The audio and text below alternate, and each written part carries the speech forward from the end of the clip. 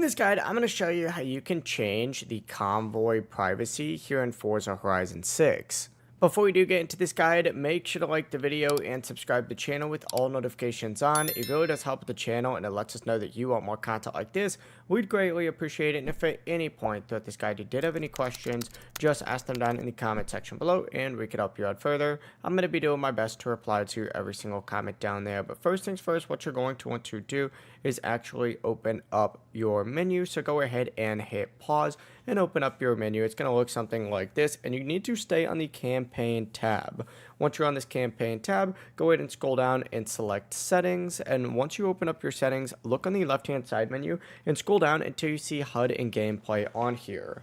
Once you go ahead and see HUD and gameplay, select it. It's then going to ungray all of these settings, and you need to find convoy privacy on here. Now you could set this to my friends can join me. If you want your friends to be able to join without an invite, you can go ahead and change it to invite only. Just adjust it to either of these settings right here, and after you go ahead and adjust these settings, just back out just like so. It's going to ask you to save. Make sure you do save if prompted.